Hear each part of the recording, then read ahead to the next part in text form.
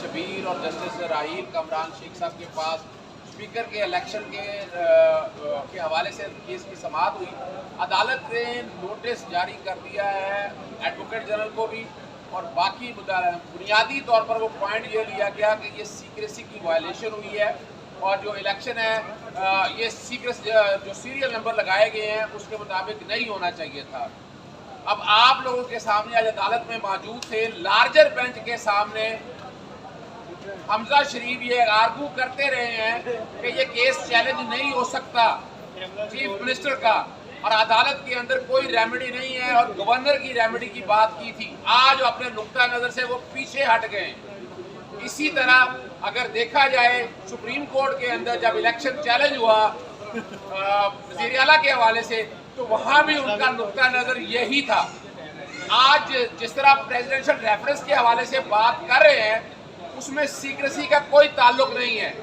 जहाँ पर दो जजमेंटें जो ख़ास तौर पर यूसुफ रज़ा गिलानी के हवाले से है, इस्लामाबाद हाई कोर्ट ने कहा कि जितनी प्रोसीडिंग है ये चैलेंज नहीं हो सकती, ये दरख्वास्त नाकाबिल समाअत है। इस्लामाबाद हाई कोर्ट के फैसले को अगर आप सामने रख लें, और उन्होंने कहा कि अगर रेमेडी है आपके पास वो अक्सरियत है, जाएँ अदम एतमाद ले आएँ। यहाँ भी डरते क्यों है? जहाँ भी अदालतों के हवाले से आने से पहले तहरीकी अदम एतमाद लाएँ, आपके पास अगर अक्सरियत है तो गिरा सकते हैं। यही इस्लामाबाद हाई कोर्ट के सिंध जज ने कहा, और इस्लामाबाद हाई कोर्ट के डिवीजन बेंच ने भी। अहम इश्यूज हों या मुल्की और गैर मुल्की शख्सियात की प्रेस कॉन्फ्रेंसेस,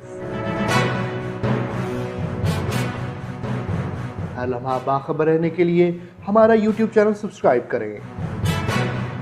बावसूख ज़राए से मुसद्दिक़ा खबरों, तज्ज़ियों और तबसरों से मुस्तफ़ीद होने के लिए अभी हमारी वेबसाइट को विजिट कीजिए। इसके साथ साथ आप हमें फेसबुक पर लाइक और फॉलो भी कर सकते हैं। इसके अलावा हर टाइम ओवरसीज पाकिस्तानियों के हालात और मसाइल के हल को जानने के लिए हमारी ऐप भी डाउनलोड कर सकते हैं। हम कर रहे हैं आपको हर लम्हा बाखबर, क्योंकि है 39 न्यूज़ पर आपका एतबार।